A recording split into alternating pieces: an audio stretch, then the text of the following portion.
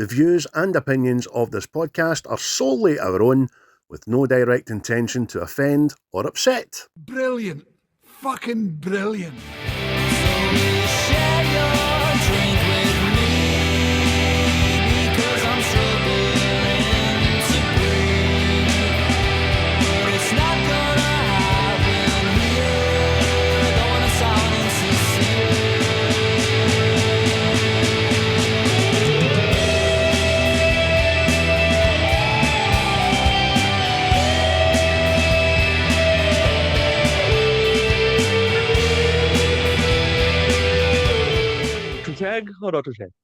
Hello, everybody, and welcome to another rip-roaring episode of What's the Script, starring myself, Craig of the House Bruce, and my good friend, colleague, and sometimes lover, Christopher of the House Ness. How are you, Christopher? Shagged it, Craigie boy, shagged it. Oh, that's me getting knocked back right away. If you're just joining us for the first time, people, that was a wee joke there. We're very, very heterosexual. I can't even look at rainbows in the sky. Like, what? I know. I'm all fine, mate. I get out my illnesses, my cold, and then my norovirus. Shiting myself to death. Aye. And yourself there, you the dreaded luggy and all. I did, mate. I've just got the remnants of the last bit of gunk in my chest to get shot at, which I don't know when it's going to go. Even my boys, they've had like kind of coldy, flu symptoms for the past 3-4 weeks. Ever since they got the flu thing up their nose at school, by the way. That's coming to a stop. So it is. They will fight it like men, like their da. Whoever he is. No, it's definitely me. It's definitely me. Fucking right, it is. Aye, I've took the hairbrush to this fucking the laboratory. They're definitely mine. No, they're mine. They're handsome as fuck. They're funny. But apart from that, folks, we hope you are all well this week. Sorry about the delay. Circumstances, illness, and all that jazz. I wasn't well. I couldn't talk without coughing last week. So apologies for that. But obviously, I've been sitting, rocking back and forth like an Albanian orphan, waiting on us getting back here. Or either us or a blue Peter appeal to get you to that orphanage. I just remember that for being a wee boy, which is quite funny. Thanks to Quaint for letting us use their title track, obviously. Getting on to great things. I gave you a boost again during the week, telling everybody to get on it, get onto Spotify, get them follow, get them listen to. Things are happening in January. I'm sure we'll be getting a link to a concert, me, Chris and Tim and the troops and all that jazz, man. So thanks to them. Thanks also to Native Origins, going live in a matter of weeks now. So I hope you've all got your orders in. I've washed it eventually, my hoodie that Tim gave us, and it's come out as good as it went into the wash. So that's the quality, you know what I mean? You can tell the quality kind of stuff. You can find us on all platforms, as always. The YouTube channel, get in there and subscribe, because you need to be over 18 to watch it, because we're a bit naughty and we swear and we say things that aren't appropriate. And also the Facebook group page, which is now at 426 souls, man. Which has been up about 35 for the last podcast, mate. Things are happening. Pure hings, mate. And the YouTube's 326 subscribers. And I've sacked half the X now. I don't give a fuck about that. But your TikTok, the last time I looked at it, and I'm sure it's grown since, was at 967 souls. Yeah, we're 999 today. Oh, no. No. That's no good enough. That is not good enough. If you are listening to this, people, go over to TikTok, be that 1,000th, because you get a brilliant prize. Nothing physically. Just a good sense of accomplishment in your heart and soul. A shout out, as always, to Seismic Cinema, who are always giving us shout outs, mentions, and we do appreciate it, boys. We really do.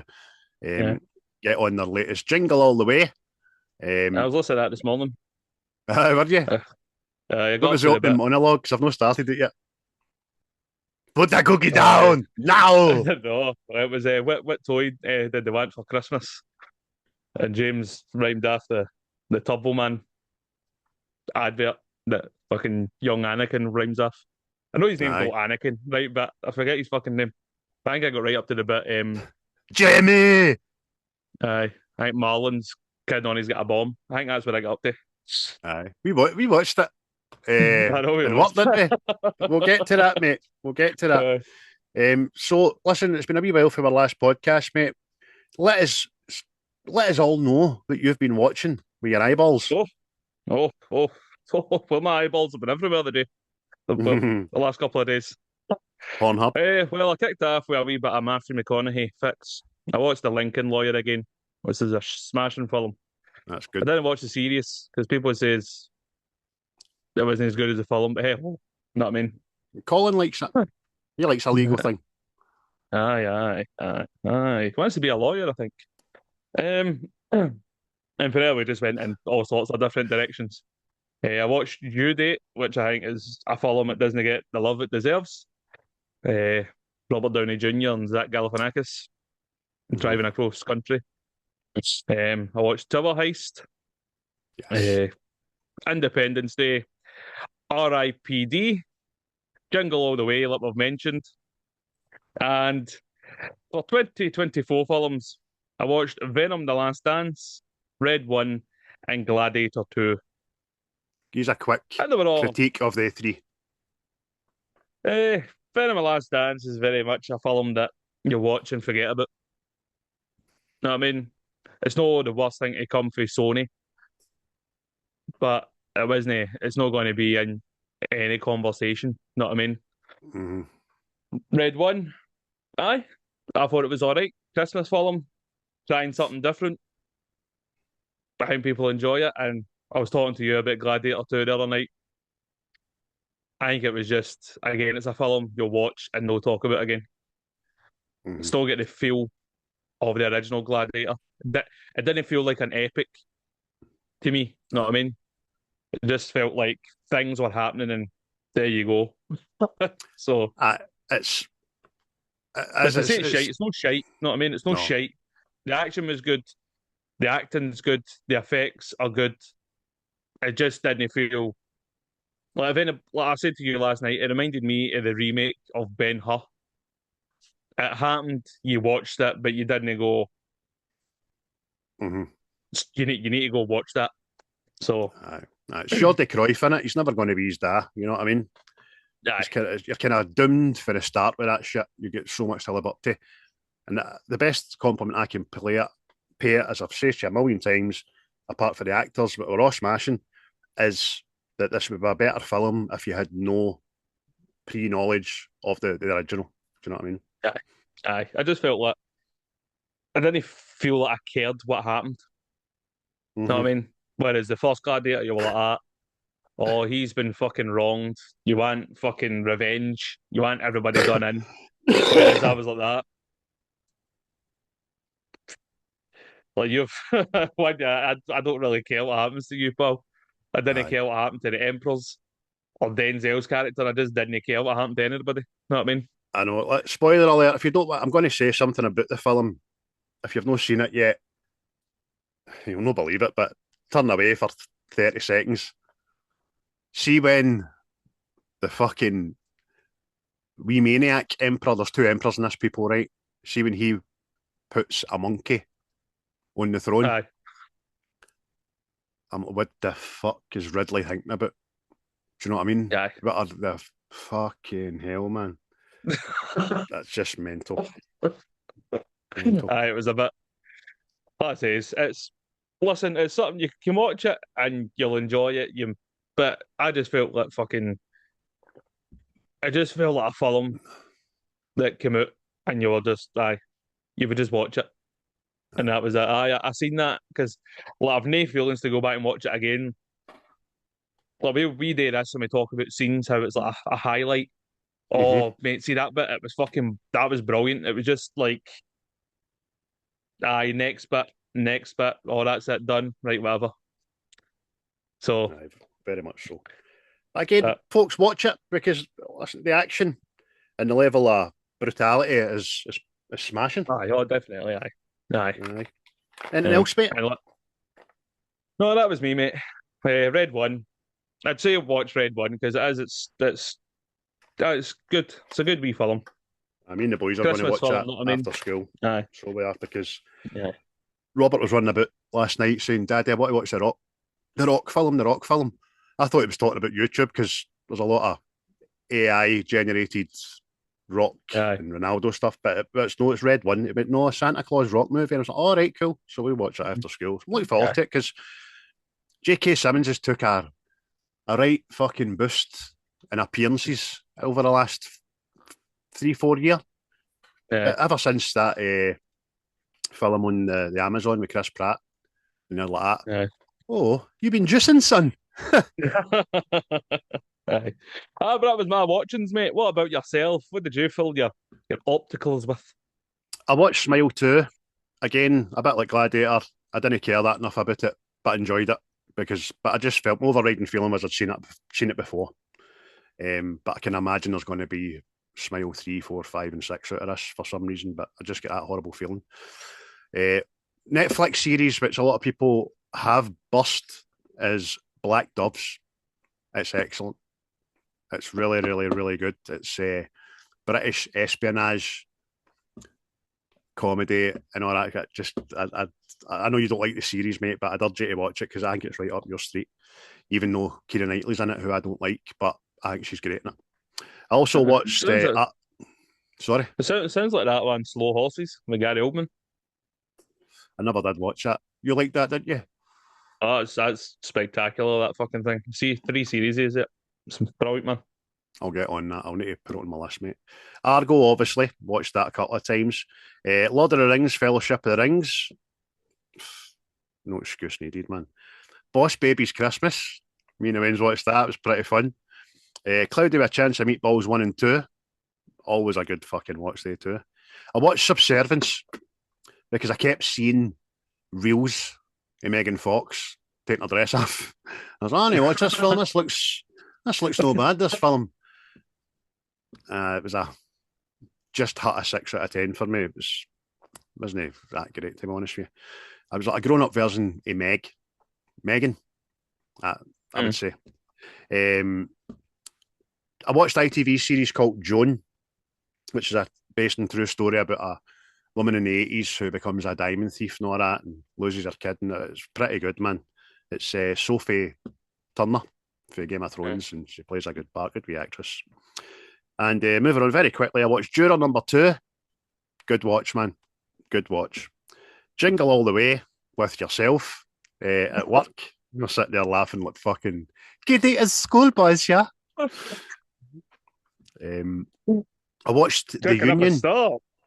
Kicking up a storm in here. Oh, cookies. The Union, which is a new film on Netflix with Mark Wahlberg and Halle Berry, which was really, really good. Thoroughly enjoyed it. Good bit of action, good bit of comedy. I think you'll like it, mate, if you fancy watching that. Back on Yellowstone, Series 5 to get that finished. Not finished it yet, but that's just tremendous television. And then last night, I got a wee bottle of wine and I sat and watched Beatles 64, which is the docu film that's dropped on Disney. And it's previously unseen in the moment footage and all that behind the scenes. And that was brilliant. I just can't say enough about the Beatles, mate. But I would say if you're a fan, get it watched. And that was me, mate. That's everything. That's quite the list there. It was everywhere. There was a bit of everything there. Aye. Cartoons and everything. Full of ocular delights. But the film I'm doing... That escalated quickly. I mean, that really got out of hand. But today, folks, thank you again for tuning in. We are doing, as you found out about fucking 10 days ago, Chris's pick from his list. I picked it from his list, which is Argo, which released in 2012. And as a year, it was 12 years ago, nearly 13 years ago. Chris, what else happened in 2012? Oh, I'll tell you. Wait till we get to the deaths, by the way. Oh, it's a sad time to be. But events I'll start off with the Costa Concordia shipwreck, Oh. which the captain bolted. Mm-hmm. The fucking thing hadn't even sank yet, and he was like, oh, ching ching. Aye. And it was him that moved it forward for photographs. Aye, fucking unbelievable, by the way. But there you go. That happened. It was also the year of the 2012 London Olympics that everybody pure heavy loved, man. It was pure dead brilliant, man, because it was in London, man. Fish. Built that, see that But, big tower they built beside the Olympic Stadium? What the fuck even is that? aye. Look, what was it? It's just I've seen it. Aye. Because I went to see Guns N' Roses at the London Stadium, 2016, and I'm just standing looking at this thing. It's meant to be an Olympic torch, isn't it? A jazzed up thing. It's an Olympic shite, is what it is. That's a rare use of taxpayers' money. That. Fucking. The US consul in Benghazi was attacked. And they made a film about that. It's a smashing film. Can't remember it's like 37 hours or 47 hours or something. It's a smashing film, but Oh, aye. That is good. That is really good. aye. So that happened. Xi Jinping became the president of China. And he's been there ever since, by the way. No fucking about. That was fucking quite good, that. Mate, I was so impressed. You sounded like a fucking old computer booting up Xi Jinping. Obama was re-elected as president because he's well liked across the water there, you know. I was. And he was. And it was also the year of the Sandy Hook shooting, which was that was terrible. That, you know what I mean? Somebody walked into the school and shot all the Waynes and all that here in America. But sadly, it's a common occurrence. That pish. yes, but on a happier note, the films that were out. The films were no bad. Well, I'll say no bad. They're smashing, right? First of all, Django Unchained was out. Prometheus came out. I didn't like that to begin with, but it grew on me. I now think it's smashing. As a grower. Hunger Games was out. Is that the first one? Yeah, I think so. Aye, fuck's sake. I think so. The only good one. The Dark Knight Rises. The end of the Christopher Nolan trilogy there. The Hobbit Unexpected Journey. Yes. The Old Ways. Skyfall. Welcome to Scotland. And Avengers Assemble. I can't believe that was fucking that long ago, man. It feels just like yesterday. Phase 1, fuck's sake.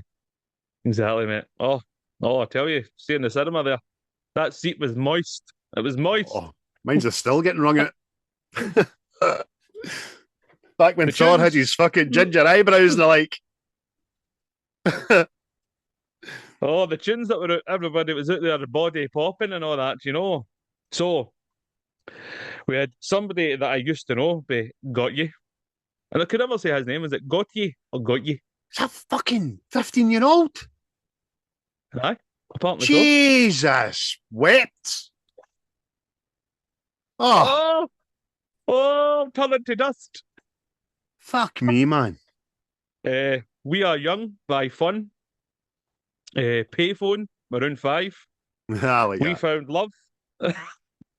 We Found Love by Rihanna and Calvin Harris. Set Fire to the Rain by Adele. And Titanium by David Guetta. By the way, heavy bangers, all of them, by the way. Oh, aye. Everyone Oh, tunage, man. Up there, shaking your chamois. Dislocating the hip. Done the dip. I nearly broke my hip. Slut drops for days there. Some lassies couldn't get back after the laminated flare because of the suction. Their drop was so slutty.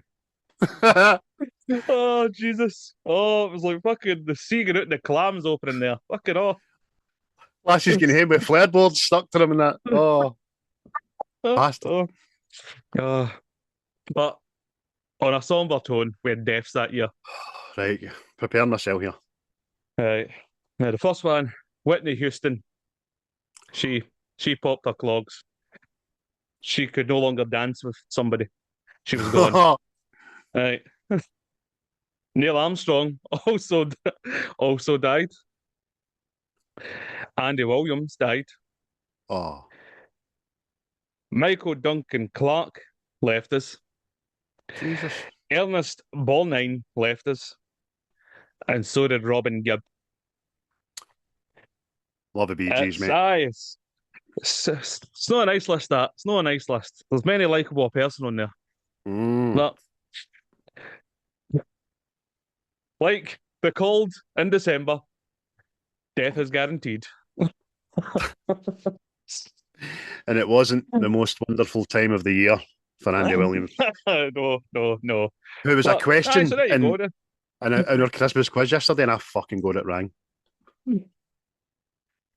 Oh, for sure. But aye, so that was 2012. A quick rundown. Some of the highlights and some of the lowlights there. That was brilliant, mate. That was a better than expected, because we'd been saying the last couple of weeks that the more recent the film, the more shit the content is. But a lot happened in that bloody year. I was expecting you to say one of the movies was 2012. I liked that. I went pictures to see that. I thought it was fucking great. But also, as always, in that year, we picked it because the film we're doing this week is Argo. And give a wee quick synopsis and some details about that, mate. Oh, well, again, I've not wrote down a synopsis, but I'll make one up for you on the spot, because I'm like that. I'm the white M&M. But... What's he? Aye, so you've got... What? What's he? Is he the black M&M?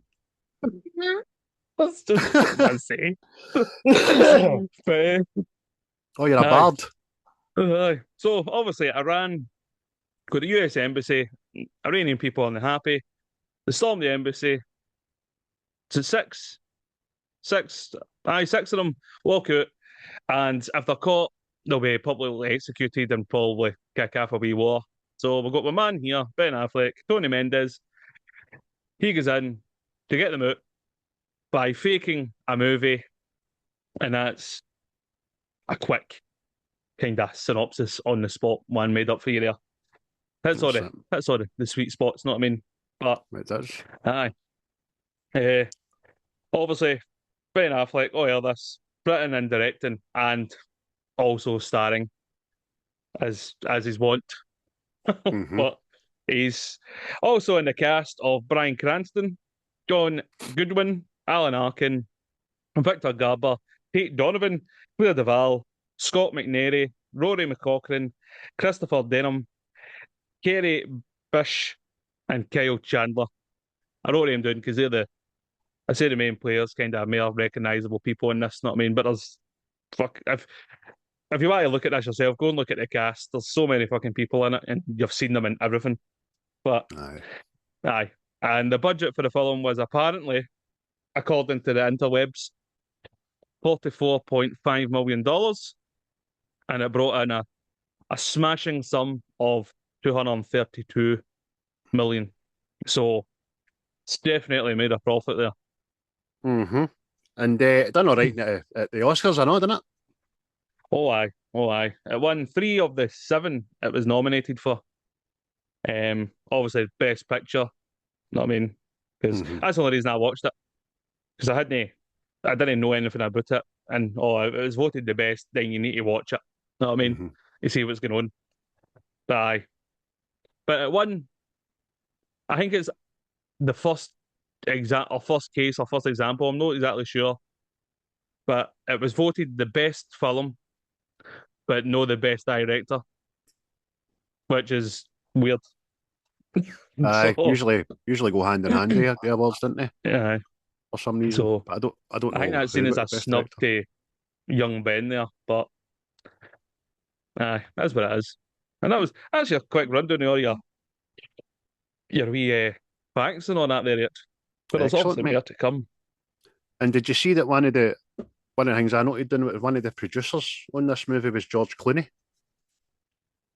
Which I found a surprise. I was today years old when I learnt that, you know what I mean? I was like, oh, the Clone Master, man. Aye, because apparently, I think this was all wrote down in an article or something, because obviously this is it's CIA, it's all classified, and all this stuff doesn't get released. Mm-hmm. But I think somebody wrote an article about it, and I think George Clooney's production company Poundstone it. Like, they hear this is a smashing film to be made. You know what I mean? Aye. Oh, and And it is a smashing film. It's aye. fucking.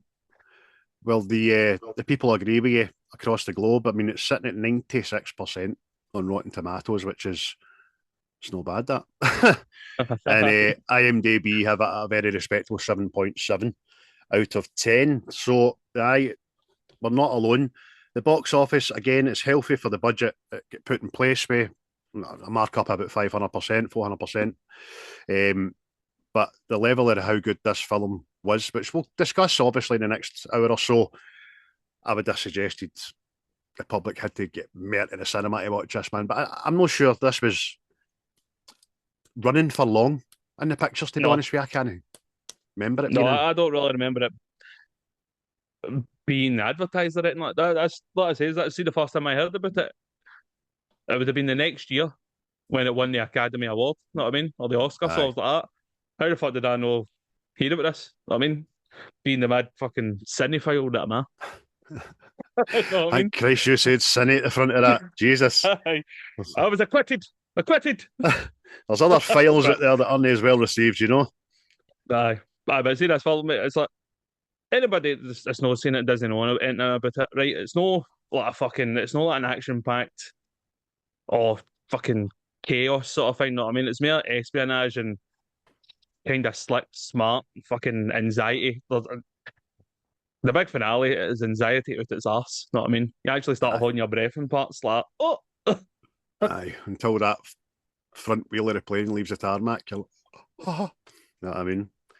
But aye, it's a smashing film, mate. I remember watching it probably the same reasons as yourself. I heard about it after the fact and thought, that looks fucking a good watch. And I watched it and I thought, oh, I like that. And then obviously you did the deep dive after it and see that it was a true story. Yeah, aye. Which is more mental than anything else. You know what I mean? Aye. The only idea is to evacuate people. That's kid all about making a film.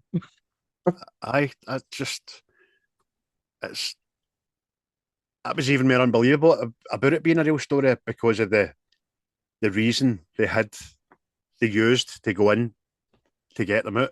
It's just, what? Seriously, they bought that? You know what I mean? Aye. It's very, it's not what you expect. I mean, you think the CIA, it's all fucking guys in with silencers, fucking get here and we'll get you out in a helicopter or a fucking jet or something, but it's espionage, isn't it? It's sleek. Aye, that is. As I say, there's a lot of trivia around this film, which I'm sure we'll go over. One of them is that in an interview with Piers Morgan, former President Jimmy Carter said that he believes the film was a great drama and it deserved to win an Oscar for the best film. However, Carter noted that although 90% of the contributions to the ideas and the consummation of the plan was Canadian, the film gives almost full credit to the American CIA. With that exception, the movie's very good, Carter said, but the main hero, in my opinion, was Ken Taylor, who was the Canadian ambassador who orchestrated the entire process. And I totally agree with that, man. Aye. Oh, aye, totally. That is the thing. It was like gave criticism because it does take, obviously, a Lenny, the fucking truth. You know what I mean? But because if you do watch it, the Canadians are a kind of bit part, and they're just a wee bit of the plan. You know what I mean? They're a useful part in the story, but I don't know why they do that. But I suppose it kind of helps the film a bit. But who knows? Aye. You know what I mean? Well, they're the ones that fucking gave them shelter and provided them cover. And, do you know what I mean? But they weren't the only ones that suffered because in the movie it was stated that both the British and New Zealand embassies in Tehran turned away the 6 Americans, leaving the Canadians as their only refuge. But in fact, the British embassy did shelter the 6 for a few days. But it was agreed by everyone that the Canadian embassy would be more secure and subtle to where they had to move to. A New Zealand official transported them, and the British also helped other Americans trapped in the country at the time. Ben Affleck acknowledged this, but he said but they are made for a good story. So he just said, fuck them. Well, No. that's what I'm wondering. See the whole it's kind of surrounding the fact that he is this Tony Mendes, the agent, is going in to get them out, sort of thing. And I'm guessing that kind of helps the film. Know what I mean? Because then you become invested in him. Know what I mean? Invested in him succeeding, wherever it's somebody else. It's no. But there's like, see the Canadians. They had like days on end. They had people going to scout out the airports and all this stuff, and know what I mean? It was just everything. But hey ho.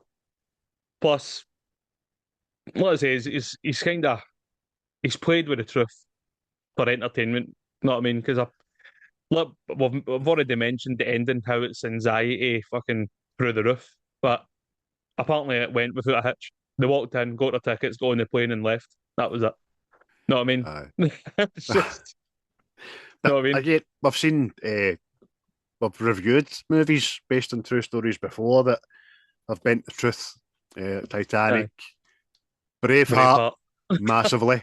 But the one thing that stays in place is that fucking that Bruce bastard. It has to fucking tear that statue down.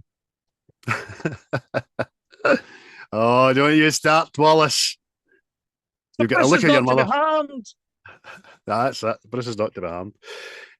So, look, for the opening scene, the director of photography gave 8mm cameras out to certain people in the crowd to make the opening scenes seem to have more of a feel of the time and all that. Did you notice that, and did you like it? Aye, because it did feel. Because I thought like, there has been films in the past, see, like, during the scene and all that, they kind of splice real footage into it, where this just seemed seamless. Know what I mean? It felt like that you were seeing real footage. But what I was going to say, I not see just the recreation of like some parts of the film, like things that actually happened. I thought that was fucking brilliant, man. Especially when I see this storming of the embassy and all that. It's just. Aye. I'll wait till we get to it, but it's in my best bits, mate. It's in my best bits, don't worry. It's coming. Fucking Black Panther. Aye. But it was very akin to 28 Days Later. Know what I mean? Gave it that kind of rustic feel to it. Instead of, know what I mean? Everything was shiny and sharp. But it was. Aye. But Affleck said himself that the production team were granted unprecedented access to the CIA headquarters, which is a bit strange, but good, both for interiors and exteriors, and that the gratitude for the privilege belongs to Tony Mendes, the retired CIA officer portrayed by Affleck in the film. So he was heavily involved in the whole making and production and the beginning and the ending of this movie. So kudos, he was a hero in life and a hero to the fucking silver screen. But I can't hold it anymore, right? The storming of the embassy, right? Now, if anybody's, again, if you've not seen this, there is a fucking baying mob out there. They are burning flags, they're hanging effigies, they're going after fucking nuts. Know what I mean? So much so, the guards in the embassy have all taken to fucking loading up rounds, and they're wearing body armor, they're getting ready to fucking shoot people, right? So eventually, the crowd gets in, and they're banging on the door and all that, right? Now, there's this guy, I will only call him Tashi, because I will not learn his fucking name, right? This guy is in charge. Now, everything I've just told you, they're out there hanging fucking effigies, burning shit. There's a guy even taking to stabbing an effigy to fucking bits. This Tadger takes his fucking vest off and goes, I'm going outside to reason with these people. I wanted to be in the room. I wanted to be in the rooms and see if that actually happened. If that guy actually done that, fucking, he shouldn't have been allowed to breed. That's what I'm saying. That's where his fucking lineage should have ended. Jesus fucking, look. Aye. No sooner is he out there than he's chatting my door, let me back in, let me in. And it reminded me when we done Young Frankenstein, when he goes in to the cell with the monster. Now, whatever you do, I do not want you to open this door, no matter how much I cry, no matter how much I beg, keep me in here. And as soon as he goes in, let me out of here, God damn it, please let me out of here. Fucking, aye, that was mental, mate. Mate, Mental. it's fucking seconds he's getting blindfolded and dragged about, and he's like, open the fucking door. And then, look, see if there be soldiers. I mean, look, back to Wayne's rules. No, you went out on your seat, on your feet, lost your seat. You're not getting back in.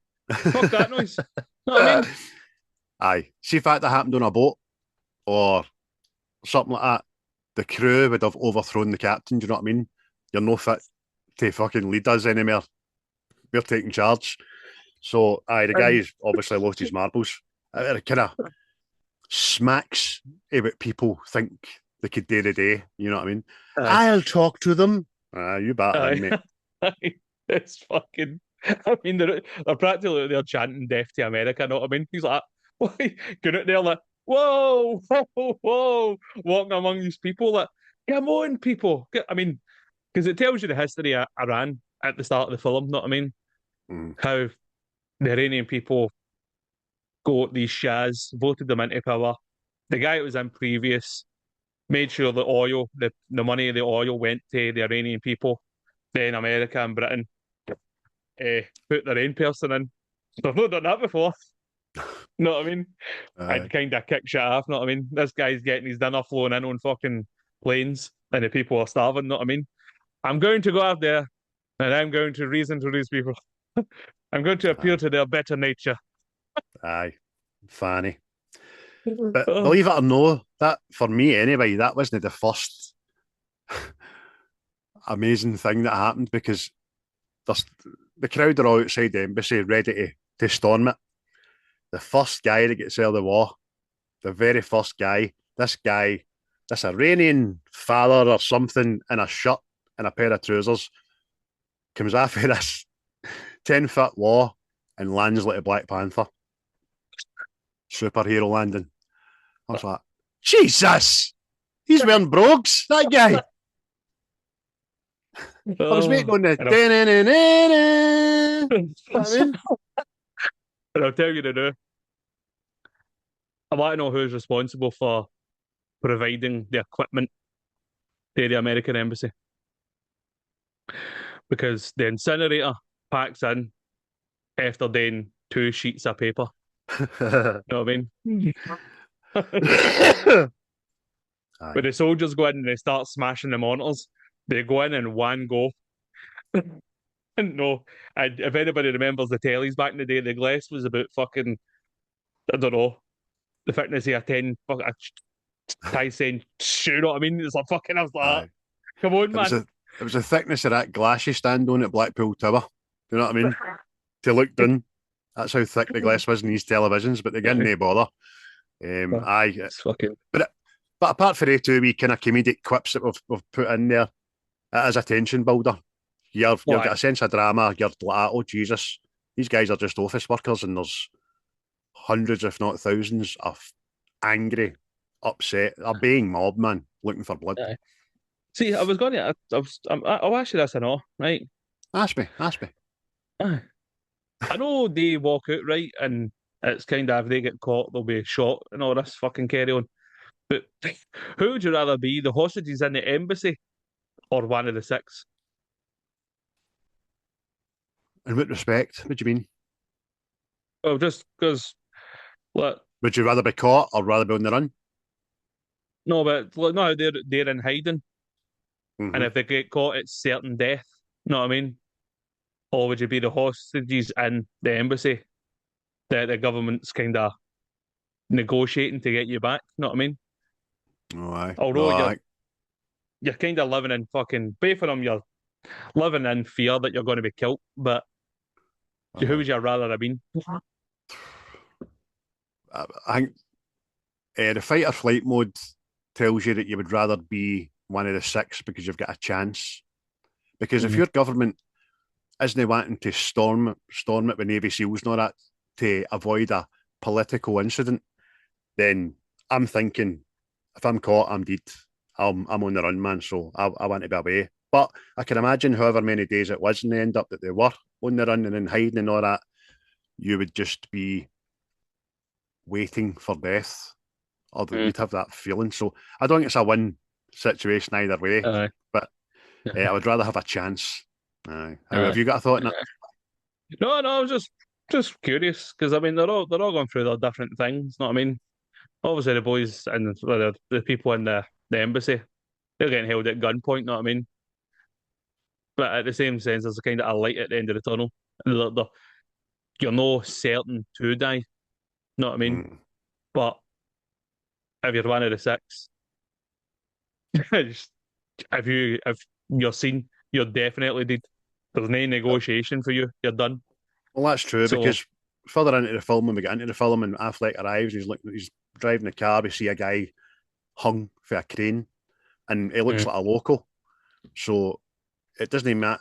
Mob justice out the street obviously is a bit different. So it doesn't matter if you're white, if you're even harbouring them or anything. You know what I mean? yep. You're fair game there, Charlie. But it was just a question. But another question. I thought, see, an attack on an embassy. I thought that meant war. I don't know. I don't know the ramifications. That's why finding out this was a true story was so amazing because of the plausibility of the plan to get them back out was a bit unbelievable. Do you know what I mean? So they don't want to cause a scene. They want to do it on the Mm. quiet. So I always thought that as well. I thought attacking an embassy was as good as an attack on the country itself because it's deemed American soil in it. Aye. That's what I thought. Know what I mean? Because it's obviously like the Benghazi one and all that, but that was obviously hushed up for fucking obvious reasons. Know what I Aye. mean? But But it's not an uncommon thing. Embassies getting no, fucking torched and fuck. burnt and all that jazz. I could see. I went looking to see if. Aye. I went looking to see if that was what, if that meant what. And there's a fucking there's a Wikipedia list of embassy attacks. I'm like, aye, can it be a war thing? Because we'd never be done fighting each other. Aye, So, I know. But again, I find it very, very strange because to get into an American embassy, you need to have an American passport and all that jazz because it's no where it is. It's no Tehran. It's America. mm, That wee square is America. Mental. But I think that's all I heard growing up in the 80s and 90s. Embassy stormed, embassy bombed, and all mm. that jazz. And it's just, well, we can't quite fly to America, so we're going to take it out, and the poor cunts that are here working. Do you know what I mean? Aye. But aye. A lot of the film was shot in Istanbul and all, because obviously they couldn't film in Iran for obvious reasons. It's fucking I mean Aye, they're still at it. aye. It's no, it's not a good location that for a movie. It's fucking mental. Affleck, a long-time Led Zeppelin fan, admits he was desperate to use the track when the leave breaks from Led Zeppelin, and vigorously persuaded the rockers to win permission, but they asked him to make a very specific change. The scene was originally shot with Tate Donovan placing the record needle on the beginning of the album, which was wrong. When the Leave Breaks is actually the last song of the second side of the album. Affleck agreed to make the change and he headed back to the editing suite in order to make the band happy. He later told the Los Angeles Times he approached the band's attention to detail despite having to pay for another shoot. So, just imagine Big Robert Plant. But what to use this? What to use your song? Going to put the needle on the record? No, you're no. How no? Because that's not what the record is on the record. It's the last song of side two. Sure, you'll reshoot True. that. You anal bastard. Another interesting factor which I thought was fucking quite hilarious. The fake studio that the CIA sets up in the film was so was so convincing that it even received a script from Steven Spielberg.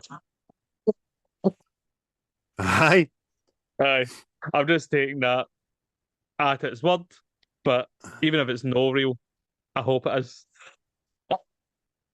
Aye. But I mean, Imagine the CIA having ET. Oh, we're not making that. Aye, fucking hell, man. On you go there, Stephen. But another wee fact as well, that Tony Mendes, who Affleck plays, he's actually in the film as well. You can see him passing behind Ben Affleck with his family when Tony is dropped off at the airport to fly to Tehran.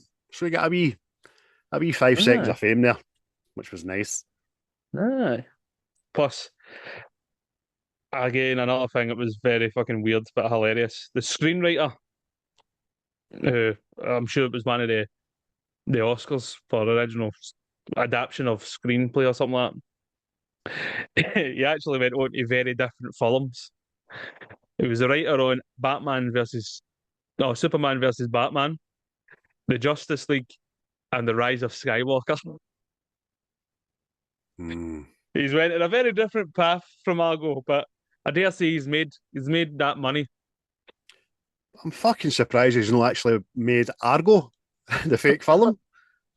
They got enough props and storyboards and script for it, so there you go. But aye, that's a very left field political drama to Kryptonian. You know what I mean? Yeah. But another thing I was kind of thinking myself, right? No, I'm wondering if there was something kind of put in place for this woman, but what's her name again? Shah. So that she works in the Canadian Embassy as the housekeeper or something like that. Her life is in fucking ruins, right? So much so that you just see her like she's crossing the border into Iraq. You know what I mean? And I'm just wondering, like, was there any thought to that woman at all? You know what I mean? Was there anything put in place, like, come to Canada? Once you get to Iraq, come to Canada or go to America. Aye. We'll give you asylum because you deserve it. You know what I mean? Aye. Ta-ta now. See you later. I was like, bastards. Fucking. Maybe she's away in Tehran to chap their embassy's door. You know what I mean? The Canadian embassy in Iran store. Or Iraq store, sorry. Because, by the way, she sets her table beautifully. That's all she does in this movie. She keeps, every time you see her, she's fucking set the table. Aye. It's just it didn't sit right with me. You know what I mean? Because obviously, the people that are hunting the 6 Americans show up at the embassy, you know what I mean? And ask her, who are these people and all that, you know what I mean? And she lies. So effectively, when they get rumbled like that, what's her fucking name again? You know what I mean? And you're like, fucking. I get that cow. Aye, definitely. The reigning official Sadegh Gods the Boogie, I've not said that right, seen on archive footage at the end of the film, issuing dire threats against Canada for their role in the rescue. He was later executed by his own regime that he served so fucking passionately. So, there you go. Play with fire. You're gonna get burned, man. You're gonna get burned. Aye. But then again, with all these radical regimes and movements and blah, blah, blah, that's a very common thing that happens in it. The higher up you are, you end up dying by your own hand. Kind of basically. Saddam was he was famous for it. Do you know what I mean? You're no radical enough anymore. You've changed. Hang that bastard. Or even at that, you're too good at what I'm asking you today, and the people are liking you a lot more than I like. So, be gone. Disappear, that bastard. A shout out to the John Goodman character. I can't remember the guy's name, but he actually, obviously in the film, he got the highest award of civil you can get for helping the CIA. But it was also the man behind creating Spock's ears and done the makeup for the Planet of the Apes films. What a guy. What a guy. Aye, and by the way, John Goodman. Aye. Is he one of the most underappreciated movie actors of our time for the roles he plays. Yeah, I'd say so. For a guy for a sitcom and Roseanne Yep. to be in some of the biggest movies we've ever seen, and some of the not the biggest movies, but playing some great characters. Do you know what I mean? He's just a big, likable fucking. Actually, he kind of went through a resurgence. You know what I mean? Mm-hmm. Through this kind of period, that because it did disappear for a wee while. But I, like you, mate, I like him in a lot of things he does, and this getting the best film Oscar. It was in the film the year before that got the best film Oscar. So, I know What was what I mean? that? It's the John Goodwin effect. I'm not sure, mate. I'm not sure. But there you go. Obviously, we done the Big Lebowski, and he's a very important character in that movie. But he's funny and he's good. He's a wee bit aloof and off the cuff and all that. But I always remember him in Flight with Denzel Washington, and he's his drug dealer, and he's just so charismatic and cool, and turns up his wee bag. Hey baby, how you doing, man? Yeah, what, you want to be up? You want to be down? You want to be? He's tremendous. We like you, John Goodman. He's good people, and I remember him for Roseanne and all. I mean, I was but a small person, but I was great in that, man. I honestly thought when I was a wee boy that they two were actually married in real life. No, so I did because they were just so convincing. But another actor in this movie who I've got a lot of love for is Alan Arkin. Yeah. He never deviates for the same person ever, whatever character he's, because he's the same guy in everything he plays, but he's actually a very funny guy, and I've seen a bit of his stand-up. I've seen him at roasts and all that, and he's a damn good Joe. He is funny, man. Did he not die this year, or was it last year? Was it recently passed anyway? But he's brilliant, man. Like you, mate. Everything he does, fucking. Because he was in a couple of films there. No, was it with Morgan Freeman and Michael Caine or something? I think it was like Going in Style or something. So it's fucking just funny, man. He plays the irate fuck you guy. It's brilliant, man. No fucks given. I'll say what I want. I don't care what you do about it. I don't care how you feel about it. It's great. Another last wee bit of trivia for me is that Ben Affleck actually requested that the actors playing the embassy refugees, the six, lived together for a week in a house dressed in their 1979 clothes, and the house was decorated 1979 decor in order to get acquainted and to be better understand the time period, which was pretty good. Aye, wee bit of method. No, because I could only imagine Series 6, because I don't think they all get on. See, in the film, that comes across that they're no. But I could just imagine having to be stowed away by somebody that you don't get on with for, what is it, fucking 69 days or something like that. Know what I mean? You're like, oh, come on, man. Aye, I've got See the way you fucking breathe in the morning, mate? You do, man, nothing. Do you know what? I'll say it now. They all done my nutting to a certain degree. And this, which I suppose is how they were to portray it, how they were to act it. Because they are this. I remember sitting watching it. You're just fucking snivelling wee bitches, by the way. Do you know? Just being pure selfish. But I rate it. Well, they're fucking feared for their life, Craig. You know what I mean? Calm down, mate. But nah, Canadians have took them in, and all they're doing is greeting and all that. I mean, see the couple, see the man and wife, see his wife, just want to backhander her into another room, man. You know what I mean? And she is kind of underhandedly blaming him without saying this is your fault because they had the chance to leave beforehand and all. But I mean, I stayed out here for you. It was you that wanted to stay. Oh, aye. Was it me? Was it I? We're casting up now, hen, aye. I had a fucking right. No today. Go out a walk. The door will be locked behind you. Have himself and all, but he done my fucking nothing. Although I like that guy. What's his name? Is it McNairy or something like that? His name is. Aye. McNairy. I think it is Scott McNairy. See when Mendes appeals, he goes, "I am here to get you out," and he's just the guy that lets down. He's the guy that lets down balloons at parties and all that. How are we gonna get out? Well, I'm here to It's not going to work. But I was like, will you fuck up? Aye, that's I bet that's not even your real name, is it? No, I'm a spy, you fucking ass. aye. I mean, you alluded to the fact that the screenwriter went on to Donna Justice, and he's in that. He's the guy that loses his legs and ends up becoming a patsy for Lex Luthor and all that, doesn't he? You know what I mean? But he's a good actor. I like him. Aye, he is, man. He's good. He plays the fucking Always Sodom and plays a Gomorrah guy part that very looks. well. He always plays a guy right on the edge. His nerves are jangling like every time, man. But he's good, man. Yes. But what's some of your right, best bits in the movie? Sorry. What's some of your best bits? Well, for me, mate,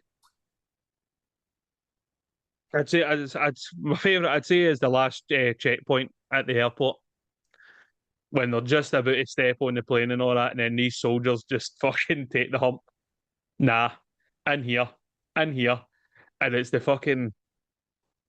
It's just the whole anxiety because there's obviously spoiler if you've not seen it, but they get to the airport, the tickets under there, and you're like, oh fuck, caught at the first hurdle. Then they get it, and you're like, oh brilliant. And they go through. Because when you enter Iran at the time, you had to fill out a wee slip. They keep the slip, and you get the copy. And then they get there, and there's no slip, and it's like, oh, this is very irregular. And you're going, oh no, oh no. Aye, and then back in CIA headquarters, it's getting typed up as they speak. You know what I mean? And I'm like, how the fuck? What year was this meant to be in 1970? What? How did they get that from there to there without internet and all that shit? But they get it. It's just impending peril, isn't it? Aye. And then it's just, what I say is, get to these last guys, they're obviously the kind of radicals, and they pull them in and they're no convinced at all. You know what I mean? And that wee guy we were just talking about, he starts trying to convince them about this film because there's like storyboards, how they're going to make the film and all this shit. And then the wee head guy, he goes and phones the studio, and the Alan Arkin and John Goodman character on there, and they're held up, and you're going, oh no! It's fucking, like I says, mate, it's just because of the anxiety, how tense it is, and it feels real. You know what I mean? Mm-hmm. See, when you try and get scenes like that, they don't feel real, just it feels kind of fucking forced. I don't know if it's just because of the whole way the film is made, but it just feels real. Aye. Know what I mean? The use of kind of making you think it's in real time, scene to scene. Things are happening over here. Well, this is happening here. No, that is very, very well done. We say it a lot, but this movie, Disney have a lot of dead space in it at all. No. That's brilliant. That mate, that was my favourite, man. That's definitely my favourite because it's fucking because it's the first time seeing this. I had no idea what happened. I didn't know about the Iranian embassy thing and all that. Know what I mean? Yeah. So it was like, how the fuck does this end? Aye. Aye. I didn't know if there was people going to be. I didn't know if there was any collateral damage in it like that. If there was going to be 3 of the 6 get away, or 5, or 2, or 6. I didn't know. So that's what kept you invested in the movie to see how it panned out, I suppose. Anything else?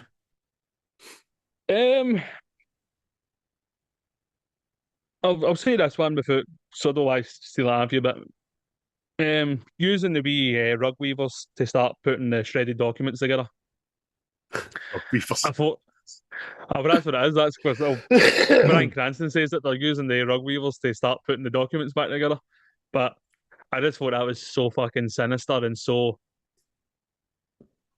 It just showed you how vested they were into finding out everything that was in this fucking CIA headquarters thing, this embassy. You know what I mean? Mm-hmm.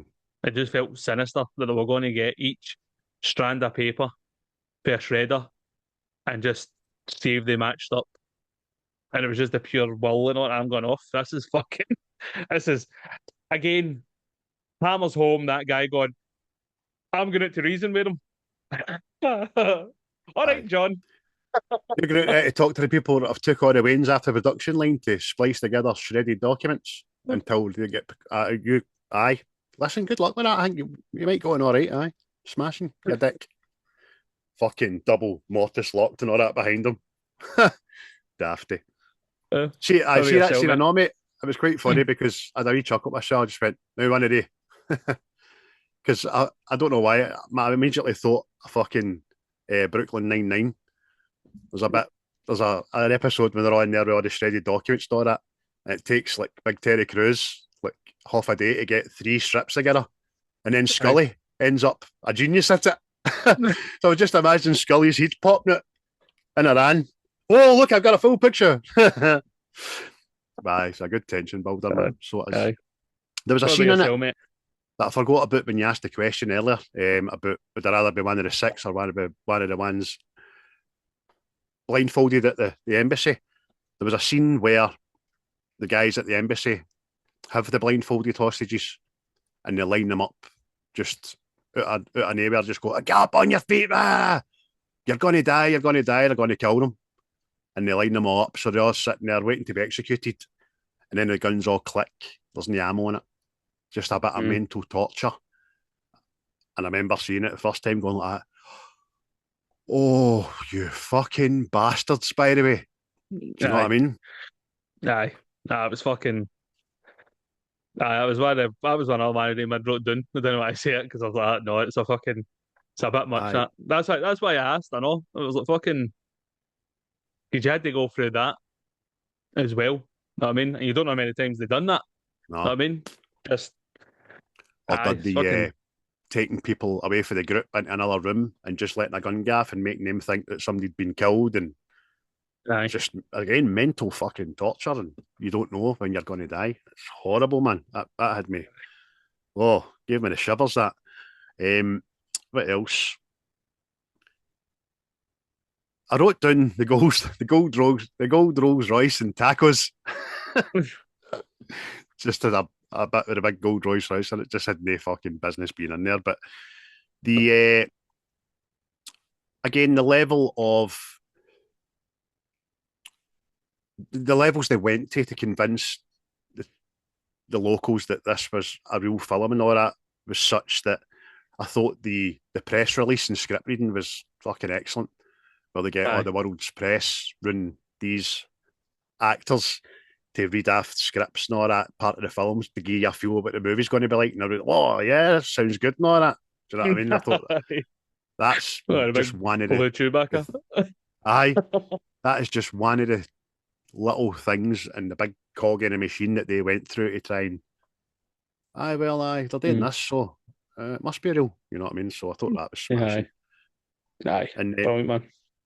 And then I'll just lastly say, because I'm sure you're going to say it as well, because we said it at the start, the whole last act, the airport, and it just seemed like a never-ending runway when that plane started taxiing.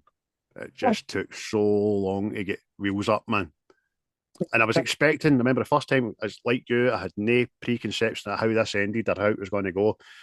I was waiting on the shooting starting. Do you know what I mean? I was waiting on the plane getting fired upon before it let, and it never happened. But it was just so good, man, wasn't it? Right. Oh, it's brilliant, man. It's so well done.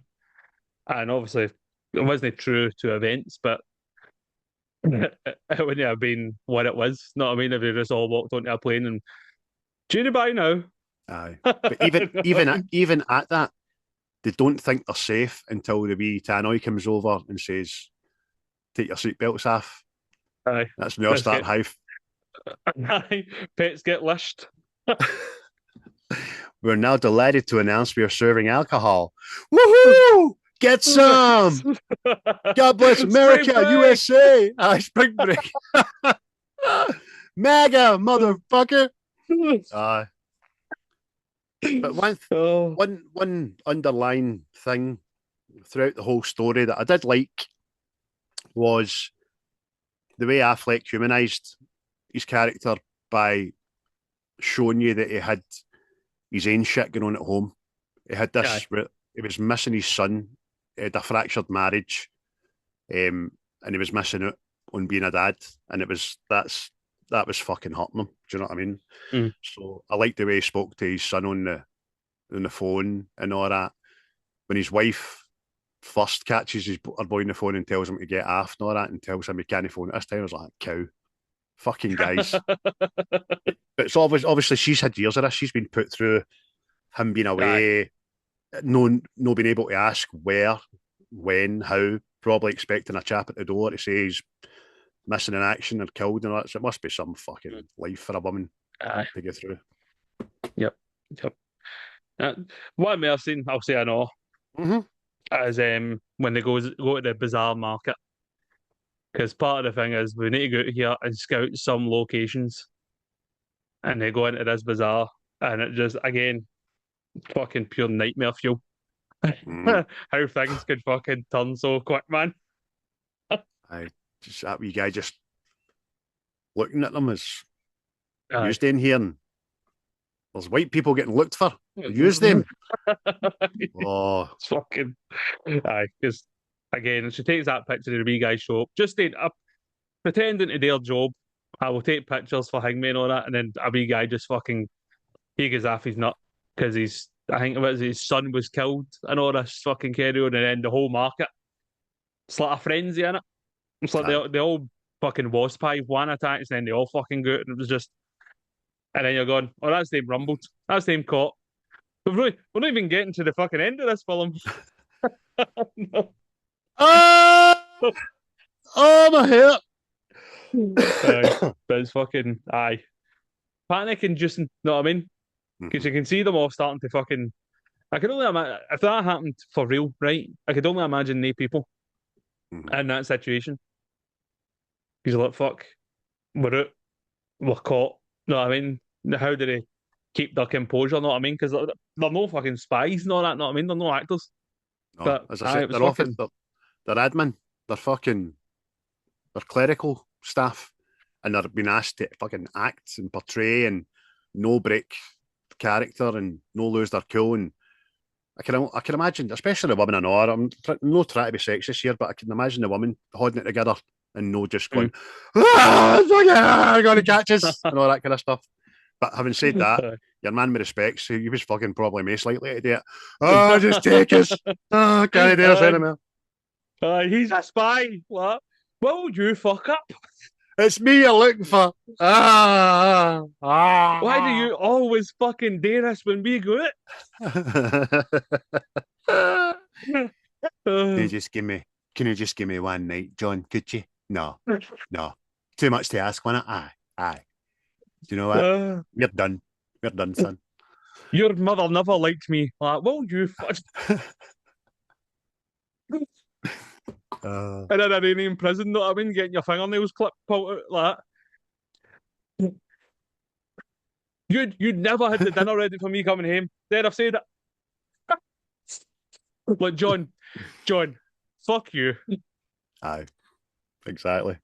Sitting here with 6 of my 10 toes left. It's you I fucking feel the most pain for, you bastard. Anything else you want to stumble up scene-wise? No, mate.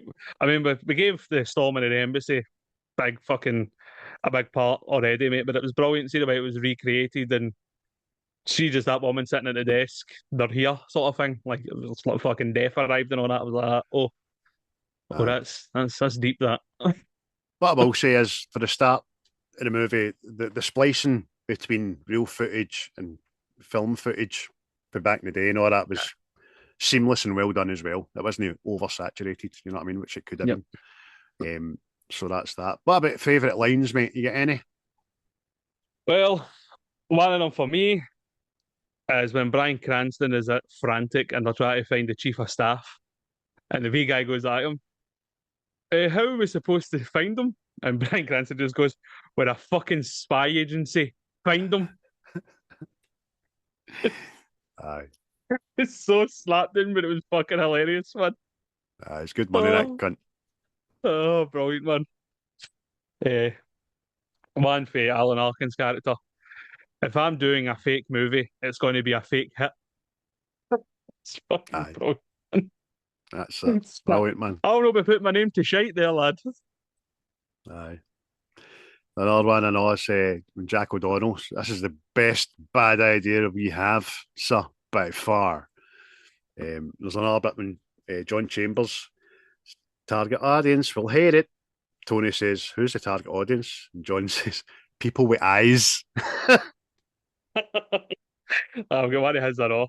He's got to fix the guy dressed up as a Minotaur. The guy says to him, he says the prosthetics too tight, he can't act. He goes, if he could act, he wouldn't be playing the Minotaur. Exactly, man. Brilliant. Oh.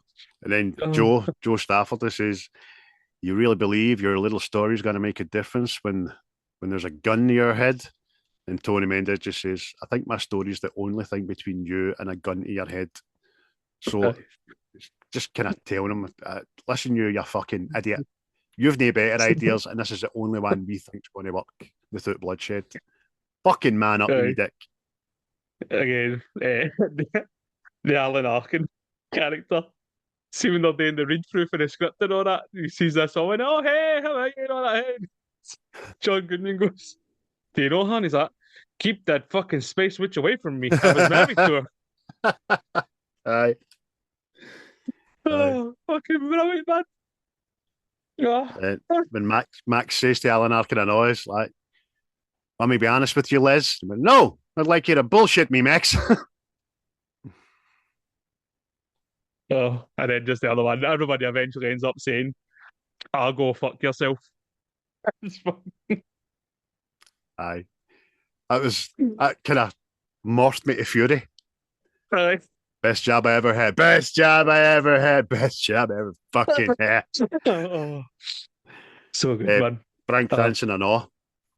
There's a bit of peril at the airport and the end and all that, and there's, we're not going to make it and it's not going to happen. And he just says, "I'm not going to leave him at the airport with 6 people and his dick in his hand. Tell the director to call the White House and do your fucking job." Do you know what I mean? So he's, "Get him out." Aye. See for the wee bits that fucking Bryan Cranston is in this, mate. He just commands his scenes, especially at the end part. Know what I mean? Well, I get why you're the boss. That's it. And obviously, he knows Affleck on a personal level, you know what I mean? So it's not just about the job, it's his friend as well, and he wants him out there alive with these 6 people. Do you know what I mean? So a lot of good dialogue in this movie, no surprisingly, fuck's sake, but more than I thought there was going to be. There was a lot more I didn't write down.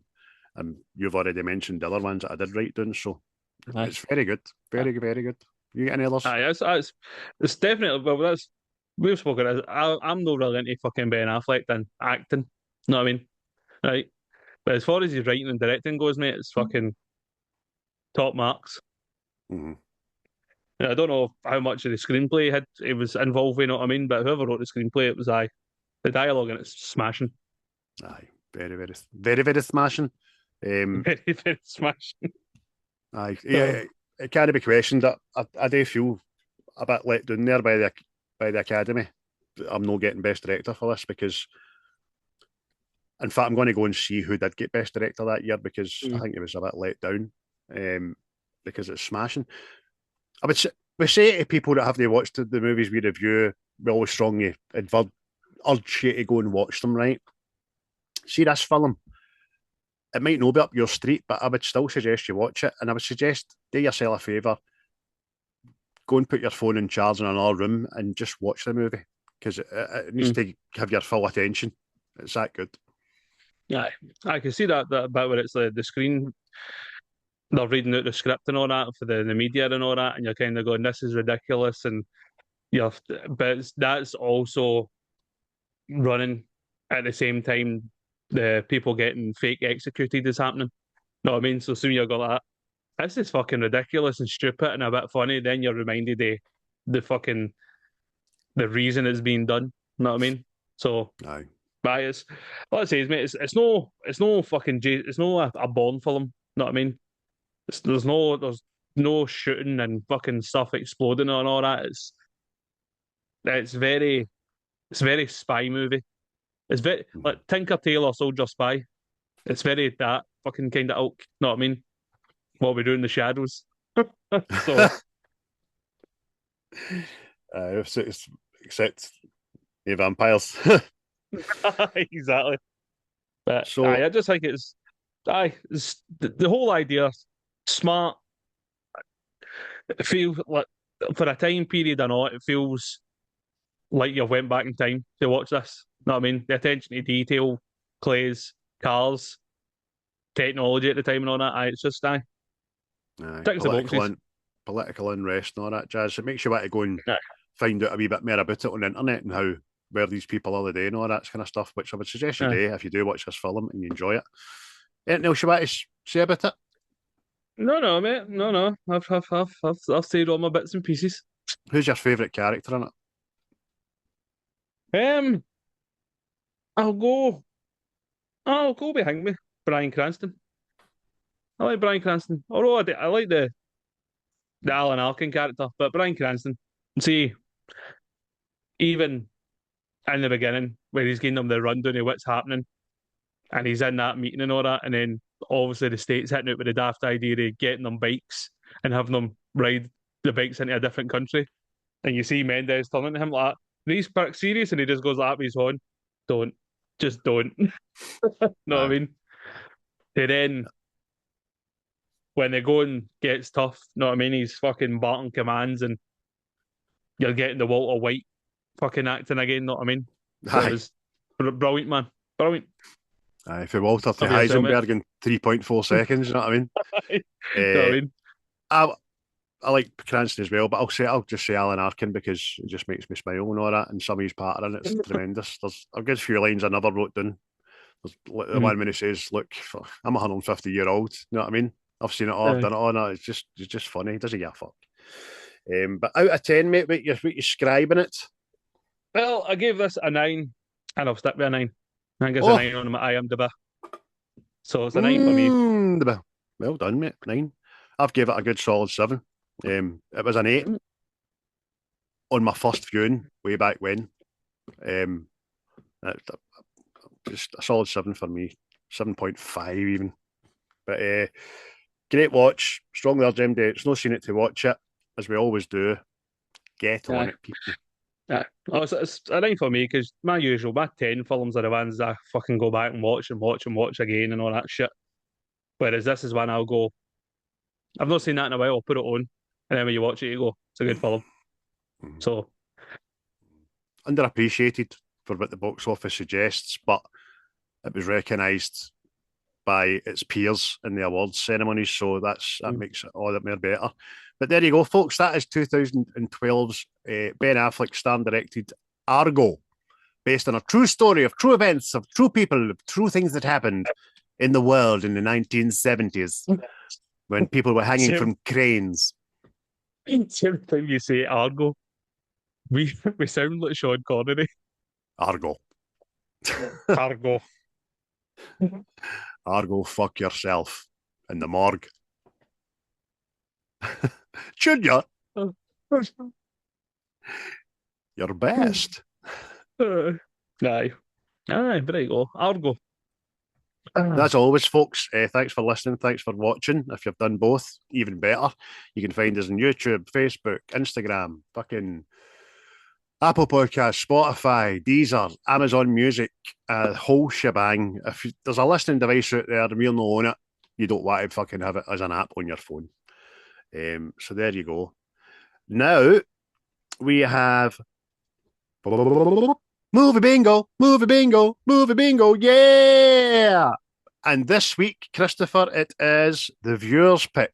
So you get to choose from the list, if I can just remember where I put it.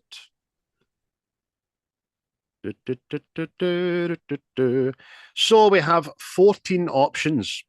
Number 3 is away.